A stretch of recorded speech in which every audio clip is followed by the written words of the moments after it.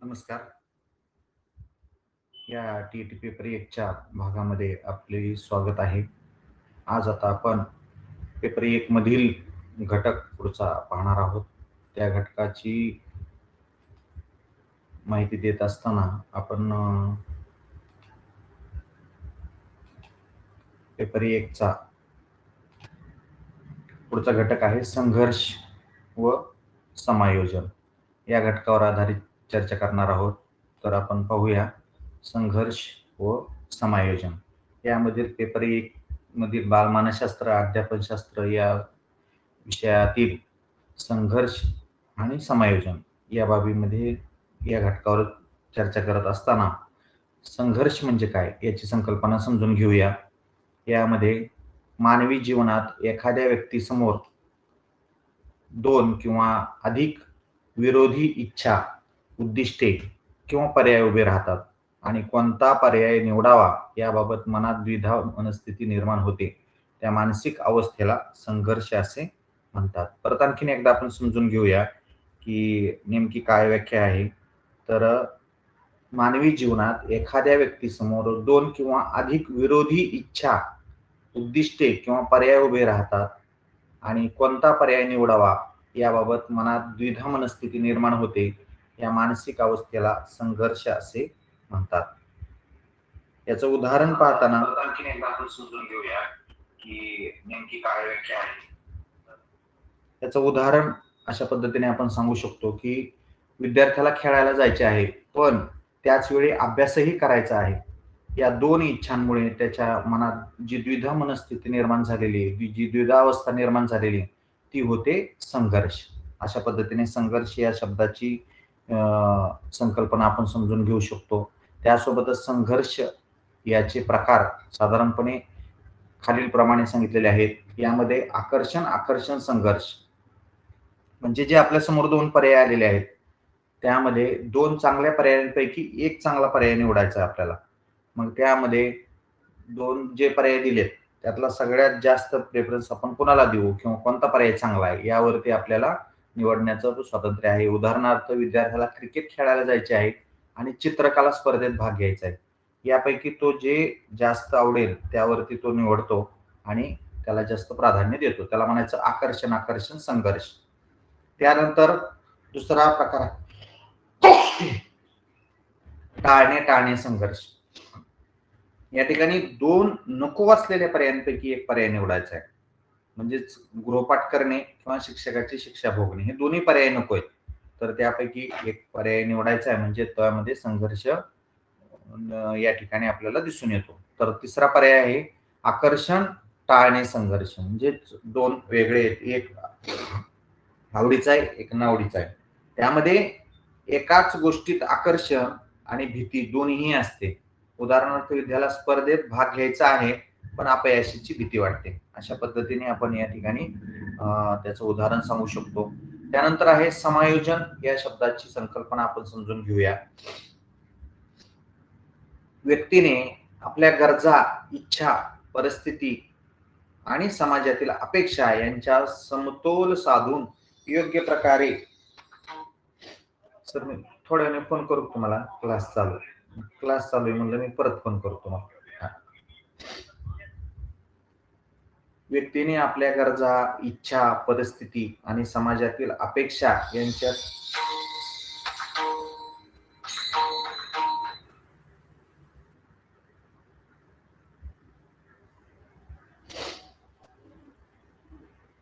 समतोल साधून योग्य प्रकारे वागणे म्हणजे समायोजन. ज्या गरजा आहेत आपल्या, जी इच्छा आहे किंवा जी परिस्थिती आपल्या समोर आलेली आहे, त्यात समाजातील काय अपेक्षा आहेत, यावरून या ठिकाणी समतोल साधता आला पाहिजे. त्याला म्हणायचं समायोजन.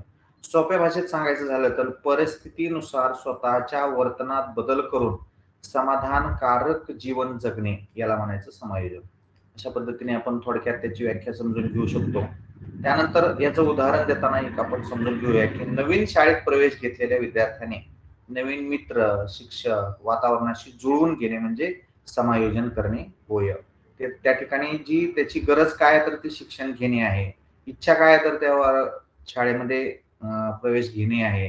त्याचबरोबर तिथले मित्र जुळवणे ही समाजातली समाजातील परिस्थिती आपण समजू शकतो. तिथले शिक्षक कोण आहेत, तिथलं वातावरण कसं आहे, या बाबतीत सर्व गोष्टीशी त्यांना जुळवून घेणे. यानंतर समायोजनाची वैशिष्ट्ये आपल्याला पाहायची तर व्यक्तीच्या मानसिक आरोग्यासाठी आवश्यक सामाजिक जीवनात संतुलन निर्माण करते. म्हणजे व्यक्तीच्या मानसिक आरोग्यासाठी आवश्यक आहे समायोजन. त्यासोबतच दुसरा मुद्दा आहे सामाजिक जीवनात संतुलन निर्माण करते. आणि तिसरा मुद्दा आहे तणाव आणि संघर्ष कमी करते. त्यासोबत चौथं वैशिष्ट्य आहे व्यक्तीला आनंदी आणि समाधानकारक जीवन जगण्यास मदत करते. या ठिकाणी शिक्षकाची भूमिका काय असणार आहे किंवा शिक्षकांनी काय भूमिका निभावली पाहिजे, तर शाळेत विद्यार्थ्यांमध्ये संघर्ष निर्माण झाल्यास शिक्षकांनी पुढील प्रमाणे गोष्टी कराव्यात. यामध्ये विद्यार्थ्याचे समुपदेशन करणे, योग्य मार्गदर्शन देणे, सकारात्मक वातावरण तयार करणे, विद्यार्थ्याच्या भावना समजून घेणे आणि सहकार्य, सहिष्णुता आणि संयम यांचे संस्कार करणे. अशा पद्धतीने शिक्षकाची भूमिका या ठिकाणी महत्वाची आहे. यातलं थोडक्यात सांगता येईल की संघर्ष म्हणजे विरोधी इच्छांमुळे निर्माण होणारी मानसिक द्विधावस्था. या ठिकाणी विरोधी इच्छांमुळे निर्माण होणारी मानसिक अवस्था. तर समायोजन म्हणजे परिस्थितीशी जुळवून घेऊन संतुलित वर्तन करणे. या ठिकाणी दोन वेगळ्या वेगळ्या व्याख्या आहेत. संघर्ष म्हणजे विरोधी भूमिका आणि समायोजन म्हणजे परिस्थिती जी आली असेल आपल्या समोर त्याला जुळवून घेऊन त्या ठिकाणी आपण वर्तन घडवणे. यानंतर संघर्ष या शब्दाची व्याख्या पाहूया आपण. तर व्यक्तीसमोर दोन किंवा अधिक विरोधी इच्छा, वेगवेगळ्या दोन किंवा अधिक इच्छा जर त्याच्या समोर आल्या, उद्दिष्ट आली किंवा पर्याय उभे राहिल्यास कोणता पर्याय निवडायचा याबाबत त्याच्या मनात जी द्विधावस्था होते किंवा त्याची मानसिक अवस्था होते त्यालाच संघर्ष असं आपण म्हणतो. या ठिकाणी अशा पद्धतीने संघर्ष या शब्दाची व्याख्या आपण सांगू शकतो. त्यानंतर समायोजन या शब्दाची व्याख्या पाहत असताना आपल्याला अशा पद्धतीने त्याची व्याख्या करता येईल की व्यक्तीने आपल्या गरजा, इच्छा, परिस्थिती यांच्यात समतोल साधून वातावरणाशी जुळवून घेण्याच्या प्रक्रियेला त्या ठिकाणी समायोजन असं म्हटलं जातं. त्याच्या गरजा तर पूर्ण झाल्या पाहिजेत, इच्छा देखील पूर्ण झाल्या पाहिजेत आणि परिस्थिती देखील त्यात समतोल साधता आला पाहिजेत, ते वातावरणाशी जुळवून घेता आलं पाहिजे, त्यालाच म्हणायचं समायोजन. याची व्याप्ती पाहत असताना संघर्ष व समायोजन या संकल्पनांची व्याप्ती मानवी जीवनाच्या विविध क्षेत्रामध्ये दिसून येते.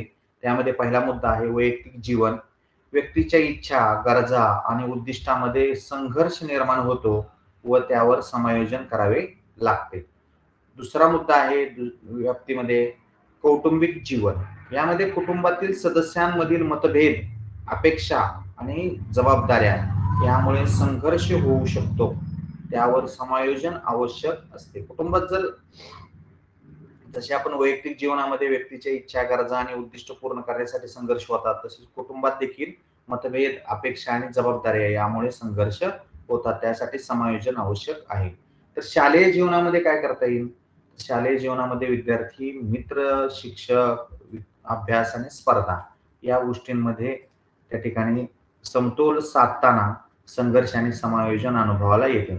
बघा, वैयक्तिक जीवनामध्ये इच्छा, गरजा आणि उद्दिष्ट यामध्ये संघर्ष होतो. त्यानंतर कुटुंबामध्ये मतभेद, अपेक्षा आणि जबाबदाऱ्या यामुळे संघर्ष होतो. तर शालेय जीवनामध्ये मित्र, शिक्षक, अभ्यास आणि स्पर्धा यामध्ये समतोल साधताना संघर्ष किंवा समायोजन अनुभवायला मिळतं. तर सामाजिक जीवनात काय होतं? नियम, मूल्ये आणि इतर व्यक्तींशी संबंध या गोष्टीवरून आपला संघर्ष आणि समायोजन आपल्याला करावं लागतं. काही ठिकाणी नियम कडक असतील तर त्या ठिकाणी आपल्याला संघर्ष देखील करावा लागतो. काही ठिकाणी आपल्याला समायोजन देखील करणं क्रमप्राप्त ठरतं. यात नंतर भावनिक व मानसिक जीवन यामध्ये भावना, भीती, अपेक्षा, तणाव यामुळे आपल्या जीवनामध्ये संघर्ष येतो आणि त्यावरती मानसिक संतुलनासाठी समायोजन करावे लागते किंवा समायोजन आवश्यक आहे. अशा पद्धतीने या प्रत्येक घटकातील ज्या मुद्द्यावर आपल्याला संघर्ष आणि समायोजन करावं लागतं ते आपण या ठिकाणी पाहिलेले आहेत. थोडक्यात सांगायचं झालं तर संघर्ष म्हणजे समायोजन व प्रक्रिया व्यक्तीच्या वैयक्तिक, शैक्षणिक, कौटुंबिक आणि सामाजिक जीवनाच्या सर्व क्षेत्रात आढळतात. त्यानंतर उद्दिष्टे पाहत असताना आपण असं म्हणू शकतो की विद्यार्थ्यांना संघर्षाची संकल्पना आणि प्रकार समजावून सांगणे, विद्यार्थ्यांना संघर्ष निर्माण होण्याची कारणे समजावून देणे. तिसरं उद्दिष्ट आहे विद्यार्थ्यांमध्ये योग्य निर्णय घेण्याची क्षमता विकसित करणे. चौथं उद्दिष्ट आहे विद्यार्थ्यांना परिस्थितीनुसार योग्य समायोजन करण्याची सवय लावणे. पाचवं उद्दिष्ट आहे मानसिक संतुलन आणि भावनिक स्थैर्य वाढवणे. सहावं उद्दिष्ट आहे सहकार्य, सहिष्णुता, समजूतदारपणा निर्माण करणे. सातवं उद्दिष्ट आहे तणाव आणि मतभेद योग्य पद्धतीने हाताळण्याचे कौशल्य देणे. आणि आठवं वैशिष्ट्य आहे उद्दिष्ट आहे सामाजिक आणि वैयक्तिक विकासाला चालना देणे. तर ह्याची वैशिष्ट्ये खालीलप्रमाणे आहेत. तर वैशिष्ट्ये आपण पाहूया. संघर्षाची वैशिष्ट्ये पाहत असताना पहिलं वैशिष्ट्य आहे व्यक्तीसमोर दोन किंवा अधिक विरोधी इच्छा किंवा उद्दिष्टे असतात. एका व्यक्तीसमोर दोन किंवा अधिक विरोधी इच्छा किंवा उद्दिष्टे असतात. दुसरं वैशिष्ट्य आहे व्यक्तीच्या मनात द्विधा अवस्था किंवा गोंधळ निर्माण होणे. अशा पद्धतीने असेल तर ते एक संघर्षाचं वैशिष्ट्य आहे. तर तिसरं वैशिष्ट्य आहे संघर्षामुळे मानसिक तणाव व अस्वस्थता वाढते. चौथं वैशिष्ट्य आहे योग्य निर्णय घेण्यासाठी पर्यायांपैकी एकाचीच निवड करावी लागते. आणि पाचवं वैशिष्ट्य आहे संघर्ष हा मानवी जीवनातील नैसर्गिक आणि सामान्य अनुभव आहे. अशा पद्धतीने 5 वैशिष्ट्ये या ठिकाणी संघर्षाचे दिलेले आहेत. आता समायोजनाची वैशिष्ट्ये पाहूया आपण. यामध्ये व्यक्ती परिस्थितीशी जुळवून घेण्याचा प्रयत्न करते. दुसरं समायोजनाचं वैशिष्ट्य आहे व्यक्तीच्या गरजा, इच्छा आणि समाजाच्या अपेक्षा यांच्यात समतोल साधला जातो. या ठिकाणी जे आपण बोल्ड केलेलं आहे त्या शब्दाला मुख्य समजलं आहे. तर तिसरं वैशिष्ट्य आहे समायोजनामुळे मानसिक समाधान व स्थैर्य प्राप्त होते. चौथं वैशिष्ट्य आहे व्यक्तीचे सामाजिक संबंध व वर्तन सुधारते.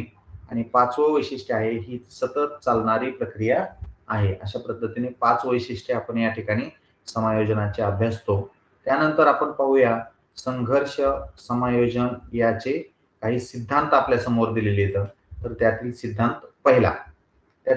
पहिला पाहत असताना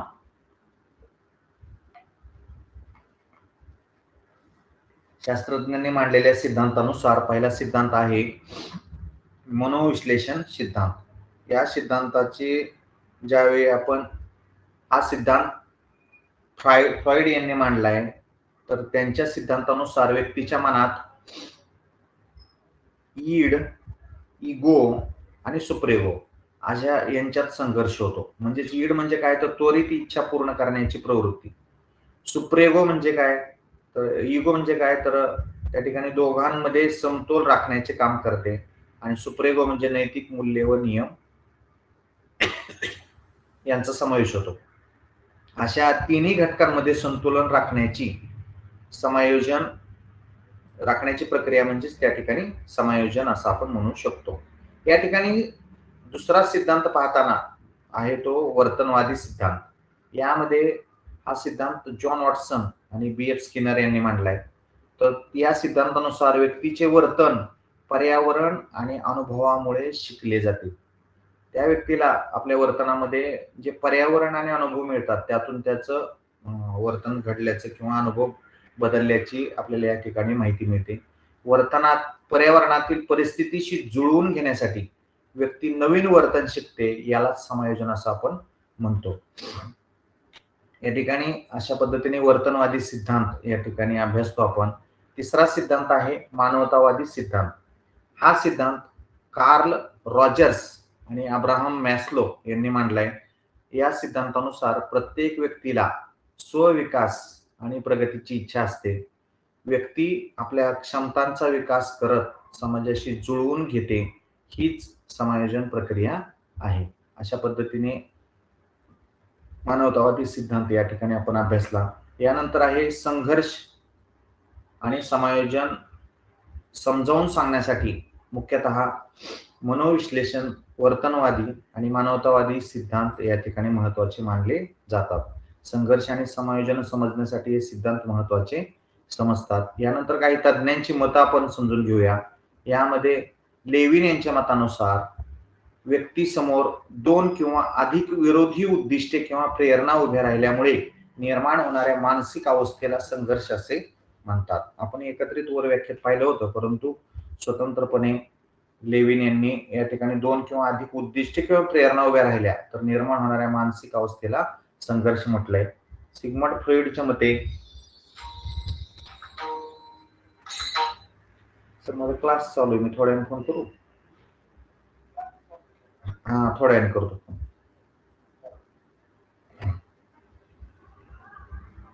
व्यक्तीच्या मनातील ईड, इगो आणि सुप्रेगो या घटकामधील विरोधामुळे मानसिक संघर्ष निर्माण होतो. या ठिकाणी आता आपण वरती पाहिलं, ईड, इगो आणि सुप्रेगो यामुळे व्यक्तीच्या विरोधामुळे मानसिक संघर्ष निर्माण होतो. तर हार्टशॉर्न आणि मार्कवे यांच्या मतानुसार त्या ठिकाणी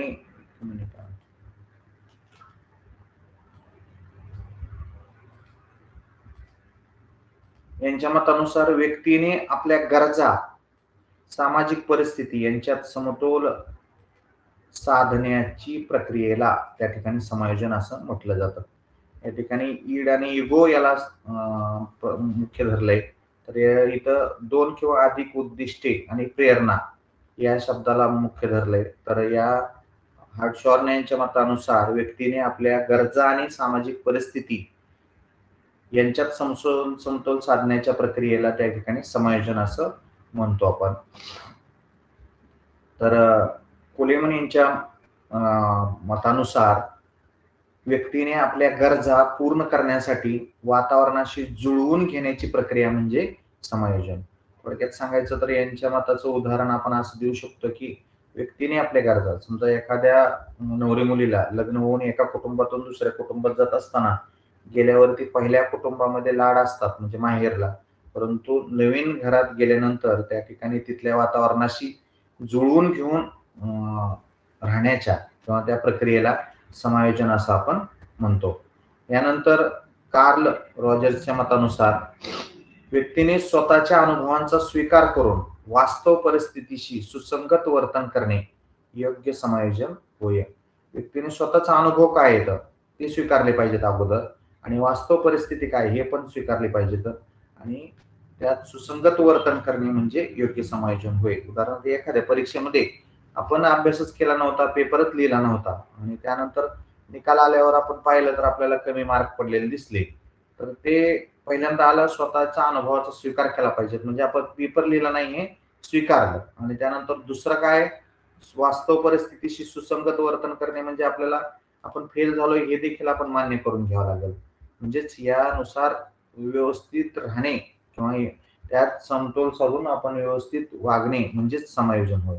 अशा पद्धतीने थोडक्यात आपण सांगू शकतो. संघर्ष आणि समायोजनाची व्याख्या पाहत असताना आपल्याला लेविन, फ्रेड, कोलेमन आणि रॉजर्स या शास्त्रज्ञांची मते महत्वाची समजली जातात. संघर्ष आणि समायोजनाचे महत्वाचे मुद्दे अभ्यासताना आपण संघर्ष ही नैसर्गिक प्रक्रिया आहे. व्यक्तीच्या जीवनात विविध इच्छा, गरजा, उद्दिष्टे असल्यामुळे संघर्ष निर्माण होणे स्वाभाविक आहे. तर दुसरा महत्वाचा मुद्दा आहे, संघर्षामुळे मानसिक तणाव निर्माण होतो, म्हणजेच योग्य निर्णय घेता न आल्यास व्यक्तीच्या मनात चिंता व अस्वस्थता व तणाव वाढू शकतो. तिसरा मुद्दा आहे, संघर्षाचे प्रकार आढळतात, म्हणजेच आकर्षण संघर्ष, टाळणे संघर्ष, आकर्षण टाळणे संघर्ष, असे संघर्षाचे प्रकार या ठिकाणी आपल्याला स्पष्टपणे मांडणारे शास्त्रज्ञ म्हणजे लेविन. यानंतर चौथा मुद्दा आहे, समायोजन मानसिक आरोग्यासाठी आवश्यक आहे. योग्य समायोजन झाल्यास व्यक्ती आनंदी आणि संतुलित व आत्मविश्वास पूर्ण राहते. जर योग्य समायोजन झाले नाही तर त्या ठिकाणी आपल्या दैनंदिन जीवनात किंवा आपल्या जीवनावरती त्याचे परिणाम झाल्याचे आपल्याला दिसून येते. यानंतर पाचवा मुद्दा आहे, समायोजन ही सतत चालणारी प्रक्रिया आहे. प्रत्येक गोष्टीमध्ये आपल्याला समायोजन करावे लागते. जर समायोजन झाले नाही तर वेगळ्या परिस्थितीला आपल्याला सामोरे जावे लागते. व्यक्तीला जीवनातल्या बदलत्या परिस्थितीशी सतत जुळवून घ्यावं लागतं. समजा आपल्याला एसटी मध्ये आपण जात असताना बसमध्ये आपल्याला जागा भेटली नाही, तर उभा राहून जाण्याच्या प्रक्रियेला आपण त्या ठिकाणी समायोजन असं समजतो. म्हणजेच त्याला इलाजच नाही काहीच. मग तिथं आपण समायोजन करतो. मग असं आपण म्हणणार नाही, की मला सीटावरच बसायला जागा मिळायला पाहिजे. त्यानंतर 6वा मुद्दा आहे संघर्ष कमी करण्यासाठी समायोजन आवश्यक असते. आपले जे संघर्ष तयार झालेत, आकर्षण, टाळणे किंवा आकर्षण यातून जे संघर्ष तयार होतात, त्यावरती योग्य समायोजन केल्यास तणाव कमी होतो आणि समस्या सोडवणे सोपे जाते. त्यानंतर 7वा मुद्दा आहे शाळेत विद्यार्थ्यांमध्ये संघर्ष दिसून येतो. कोणता संघर्ष असतो त्यामध्ये? अभ्यास, स्पर्धा, मित्र, अपेक्षा यामुळे विद्यार्थ्यांना संघर्षाचा अनुभव येऊ शकतो. 8वा मुद्दा आहे शिक्षकाची महत्त्वाची भूमिका असते. त्यामध्ये शिक्षकाने विद्यार्थ्यांना योग्य मार्गदर्शन करणे, समुपदेशन करणे आणि सकारात्मक वातावरण देऊन समायोजन करण्यास मदत करावी ही शिक्षकाची सगळ्यात महत्त्वाची भूमिका त्या ठिकाणी आहे.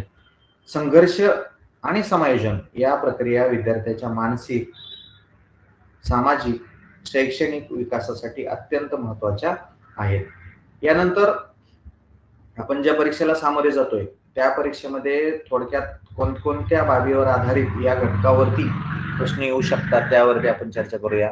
यामध्ये संघर्ष म्हणजेच त्याची संकल्पना आणि व्याख्या, त्यानंतर संघर्षाचे प्रकार, त्यामध्ये आकर्षण, आकर्षण, आकर्षण, टाळणे, आकर्षण, हे स्पष्ट करणारा लेविन यांचा सिद्धांत. त्यानंतर संघर्ष निर्माण होण्याची कारणे, त्यानंतर संघर्षाचे परिणाम, त्यामध्ये मानसिक तणाव, गोंधळ इत्यादी प्रकारचे परिणाम आपल्याला दिसून येतात. त्यानंतर समायोजन म्हणजेच संकल्पना आणि व्याख्या त्या ठिकाणी आपल्याला येऊ शकते. समायोजनाची वैशिष्ट्ये कोणती तर ते देखील आपल्याला या ठिकाणी प्रश्नात येतील. समायोजनाचे प्रकार, योग्य समायोजन व अयोग्य समायोजन. आणि 8वा मुद्दा आहे संघर्ष व समायोजन यांचा परस्पर संबंध. काय संघर्षानंतर आलेल्या परिस्थितीला ऍडजस्टमेंट करून घेण्याच्या प्रक्रियेला आपण समायोजन असं करतो. म्हणजे संघर्ष आल्याशिवाय समायोजन येत नाही. म्हणूनच त्या ठिकाणी दोन्हींचा परस्पर संबंध आपल्याला माहिती असणं गरजेचं आहे. 9वा मुद्दा आहे विद्यार्थ्यांच्या जीवनातील संघर्ष व समायोजनाची उदाहरणे आपल्याला माहिती असणं गरजेचं आहे. ज्यावेळेस केस स्टडीसाठी अशा प्रकारचे प्रश्न आपल्याला येऊ शकतात. त्यानंतर आहे शिक्षकाची भूमिका. यामध्ये शिक्षकाची भूमिका पाहत असताना खालील मुद्दे त्यामध्ये येतात. पहिला मुद्दा येतो विद्यार्थ्यांना योग्य मार्गदर्शन असणारा शिक्षकांची भूमिका असायला पाहिजे. सकारात्मक वातावरण निर्माण केलं पाहिजे आणि समुपदेशन व भावनिक आधार त्या ठिकाणी दिला पाहिजेत. अशा प्रकारे 3 मुद्द्यांच्या आधारे शिक्षकाची भूमिका स्पष्ट होते. अशा पद्धतीने आजच्या या भागामध्ये आपण या संघर्ष आणि समायोजन या घटकावर आधारित थिअरी पाहिलेली आहे. या थिअरीवर आधारित असणारे प्रश्न आपण आपल्या त्या प्रश्नांचा समावेश केलेला आहे आणि आपल्याला सांगितल्यानुसार काल जसं आपण म्हणलो होतो, की त्या ॲपमध्ये आपल्याला अडचण येते, तर उद्यापासून आपण आपल्याला एक लिंक दिली जाईल रोजच. त्या ठिकाणी सर्व मटेरियल ठेवत आहे. त्या मटेरियलचं तिथून आपण वाचन करू शकता. जर आपलं पाठीमागचं राहिलं असेल काही वाचण्याचं, तर ते देखील आपण वाचण्यासाठी उपलब्ध करून देतोय. एवढंच आहे की त्या लिंकमध्ये ह्या ज्या लिंक आपल्याला देणार आहोत, ह्या बाहेर कुठे शेअर करू नका. कारण कसं होईल की आपण पेमेंट करून शिकत आहोत आणि त्या जर आपण आपल्या दुसऱ्या कोणाला दिल्या बाहेर, किती जवळचा असला तरी त्यांना देणं योग्य ठरणार नाही असं माझं मत आहे. जर त्यातून माझं नुकसान म्हणजे ते पण आपण पेमेंट केल्यामुळं आपल्यापर्यंतच ती लिंक राहावी हा एक उद्देश आहे. कारण ह्या ॲपमध्ये आपण फक्त ज्यांनी रजिस्ट्रेशन केलं होतं त्यांनाच ऍड करून घेतलं होतं. आता ती लिंक फक्त आपल्याच ग्रुपला मी टाकेन. ती लिंक फक्त तुम्हीच वापरा, इतरांना देऊ नका कोणाला. आणि अशा पद्धतीने जर काही अडचण येणार नाही आता, कारण त्या लिंकवरती सर्व मटेरियल आपल्याला उपलब्ध असेल. काल बरचसं केलेलं आहे, फक्त आज व्हिडिओ अपलोड करायचे राहिले. ते आज किंवा उद्या 2 दिवसात होतील मागचे व्हिडिओ. परंतु डाटा सगळे अपलोड केलेले काल झालेले त्यावरती काम. आज रात्री तुम्हाला ती लिंक पाठवतो. म्हणजे ह्याच्यानुसार टेस्टची वेगळी लिंक आहे.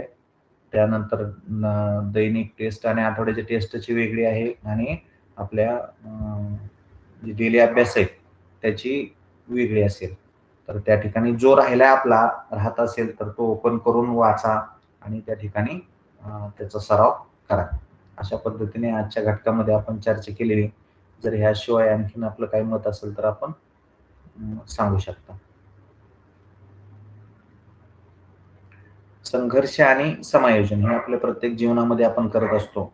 आपल्याला जशा प्रकारे संघर्ष निर्माण होतो त्यावर आधारित आपले समायोजन ही प्रक्रिया अवलंबून असते आणि ज्यांच्याकडे समायोजन क्षमता असते किंवा प्राप्त होते ते नक्कीच त्यावरती विजय प्राप्त करतात. म्हणूनच आपण म्हणतो संयमाने घेतलेला निर्णय हा नेहमी यशाकडे घेऊन जातो. अशा पद्धतीने आहे.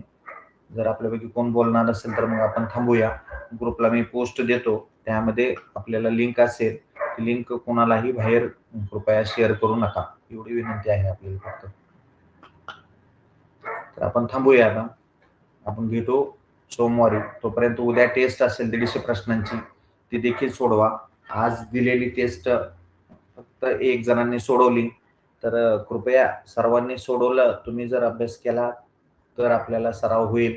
अन्यथा आता घटक वाढत चालले तर मागील घटकांचा आणि पुढील घटकांचा असा आपल्याला अभ्यास करणं हा गरजेचं आहे. वेळेनुसार आपण थोडा वेळ त्यात ॲडजस्ट करून देऊया, अशी आपणाला विनंती. चला तर मग थांबू आपण. भेटू उद्या सोमवारच्या भागात. तोपर्यंत सर्वांना शुभरात्री. परीक्षेसाठी शुभेच्छा. काही अडचणी आल्यास नक्की कळवा. त्यावरती आपण पुढील पर्याय काढूया. या ठिकाणी आपण थांबू आता.